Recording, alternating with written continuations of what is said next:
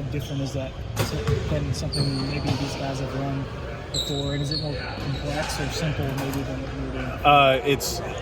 It's going to look complex, but it's simple at the end of the day.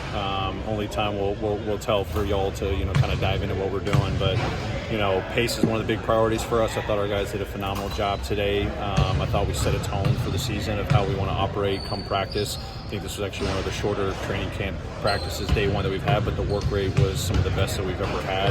And the principles we're talking about, the amount of movement that we're going to have off of the ball is going to be significantly different. We had a decent amount of movement in the past. A lot was predicated on drives or ball screens, but involving more cuts is going to be a big key. More backdoors, more relocations, things of that nature. Where when the ball's moving, everyone's moving in sync. High level of anticipation. So it may be ugly at times right now. So when we talk about the learning curve, our guys are picking up this stuff really quick. It's just a matter of 5 guys being on the same page with the same amount of pace that's going to necessitate. But I think the learning curve is going to come by pretty quick, in my opinion. These guys have done a great job, today, and as we get into the games, that'll reveal a little bit more what we got to clean up. But we're trying to keep the guidelines for how we want to play, especially in the half court, because obviously that's a big area that we have to improve on. To a simplistic approach. But as long as we're doing it at a fast pace, it's going to look ugly. How we work through that, that's going to get us where we need to be. How much of a deep dive did you do this offseason in terms of things you've done in the past, things that didn't work, and trying to figure out new philosophies and things that maybe you could adapt and optimize this group with in the future? Yeah, a lot of introspective, conversations. Obviously, with the new coaching staff that we've brought on, just learning different philosophies that have been successful elsewhere. At the end of the day, we're trying to get all 5 guys, to really collaborate and connect on the offensive side better than we've had in the past. Not always rely on 2-man actions. Like, we want to be a constant moving organism. So I did a lot of reading, a lot of research, a lot of conversations, a lot of film review, and then just trying to find the amount of information to give our guys early in camp. It's the speed at which we want to move.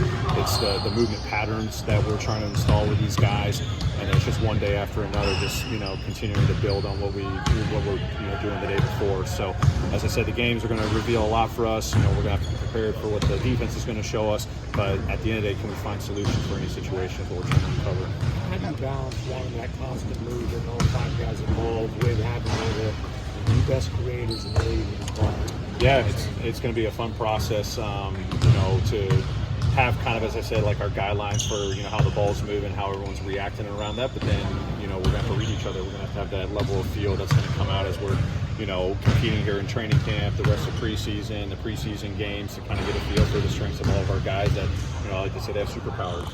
We have to unleash that, whether that's a, individual being able to break down the defense and create an advantage, if it's having to use a 2-man action, if it's cutting, incorporating some more off-ball movement that can be beneficial to the strengths of, our personnel. But some of our, lead core guys that drive our offense, we have to kind of react to, how they're adopting the system and make sure that we're all fitting in the right place. What about the defense? Obviously, we're talking a lot about the offense. You have a heavy hand on the defense, but you lost a lot of positions that helped you out too. How are you trying to, maintain the level that the defense has had over the course of years? What changes, if any, are you making on that, and how the other coaches kind of helping you in the best part? Yeah, there's definitely still some corporate knowledge, with Saint. He's kind of overseeing the defense.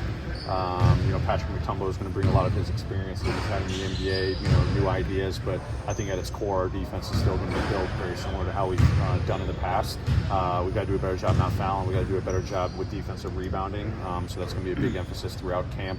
But our priorities are taking away the paint and corner threes, the types of shots that we want to live under duress is still going to kind of stay the same. And there's some other nuances to our full court defense that we're going to be unlocking over the preseason that I'm excited about, and having more of an aggressive pressure-based mentality rather than a containment mentality.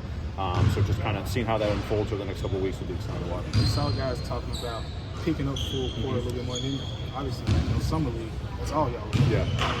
Is that part of that more aggressiveness, like picking up full court a little bit more and causing that type of habit? Yeah, the 3 things we're talking about offensively, our pace, principles, and possessions. And then the mirror image is how are we going to slow down the team's pace? We can easily get back, but we're losing the possessions game. So this role change mentality of when we're finishing our offensive possession, how are we winning more 50-50 balls, and then still establishing full court pressure, without giving leak outs and things over the top, to negate some of the pace that the opponents are going to try to throw at us. And then the principles, as I just mentioned, a lot of it's going to be the same core. How we prioritize the paint, corner threes, our shift defense, shift heavy team. And then, as I said, we're going to have to get significantly better at rebounding, because then that's going to unlock our ability to get out and establish our pace. So trying to really dive into that kind of weave of the defense to offense a little bit more than we've done in the past, and just making sure those are the priorities that our guys come out of camp with.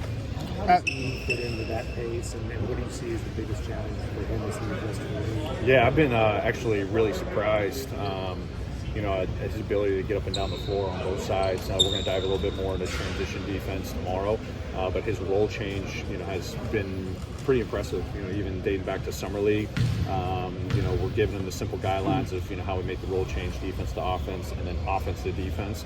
Obviously, he's a unique individual, but I think he's got the capability. It's going to take some time for him to get the true speed of the game, but so long as we're drilling pace both ways, I think he's going to get to speed pretty quick.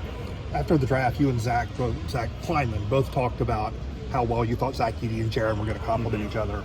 We know Jaron and Brandon work great together.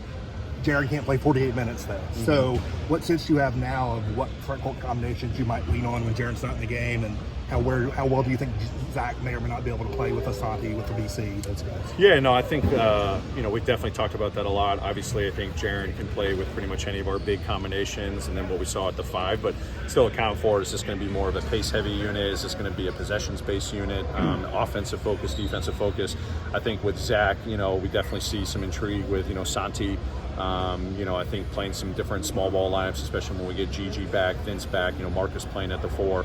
I think he plays a lot of complementary styles. I think his strong suit's going to be protecting the paint with our drop coverage for sure. And we're going to try to stretch him to be more of a switch, defender at times, throughout the season to kind of grow his game. But I think there's a lot of combinations we can go with, kind of whatever the opponent or the situation's calling for. You had gone away from playing BC and Steven together. Is there any chance that BC Zach might work a little better, or is that a combination you're less likely to go? Yeah, I mean, we may experiment with that a little bit in the preseason to kind of see, how the pace of the play, works. I think BC is obviously great in that department from an offensive standpoint. See how Zach's adapting to, the pace we're playing at. But, when it comes to the principles, him being able to play on the interior and the exterior, I think both those guys, they have the capability. Obviously, the three-point shot's going to be key. Zach's been investing a lot of time in the three ball, in this off season. So we'll kind of see how it unfolds. I can't predict what the exact big combinations will be game 1. I don't think I'm going to be rolling out my starting lineup game 1. I want to do some different things over our 5 preseason games and just kind of see, is this going to be I don't envision changing night to night in the regular season. We definitely want to build up some chemistry, but the BC Zach one's been on my mind for a while, and to what level it's going to be a priority, TBD. You said in exit interviews something to the effect of your blood was going to be boiling watching other teams play playoff basketball while you sat at home. Was that a mentality that you carried throughout the offseason and up to now? Oh, yeah, definitely. I told the guys yesterday it was a humbling experience last season. It was miserable not being a part of playoff basketball. So, now our work's got to, speak for all the talk that we've had the last couple of months. A lot of great conversations, but today was a great foundation to lay, and we just got to keep leaning on that day after day. Kind of playing off of that, just after last season, seeing everybody here today, how happy are you just to have everybody back? The optimism has to be high. Yeah, optimism's high, and then I quickly checked the guys and told them the reality of the situation. Optimism is only going to take you so far. We have to come in and understand what's ahead of us, how much work we got to put into, really being the best version of ourselves. How fast do we want to play both sides of the floor? What are our principles? Are we committed to that? Are we going to really commit to our standards and our culture even more than we've had in the past? Not relying on, last year was last year, let's get back to 2 years ago. I'm thinking about today and moving forward. So trying to kind of steer our guys' mentality. How is it all about winning? Everything that we're doing, are we making that ultimate sacrifice even more? It starts with me. It starts with, the leaders of our team that I'm going to really press upon. So optimism's great. Got us to day 1, but now it's, we got to live in the reality of, the competition that's on the horizon for us. Taylor, kind of an open-ended question. You can take this any way you want it to go. What do you think Ja's potential is? Do you know what it is? I think the history is to be written, when it comes to, what his potential is. I think, it's easy to say stuff like the sky's the limit, Hall of Famer, champion. I hope I can wish that stuff into existence. But I think he's shown tons of growth in this summer.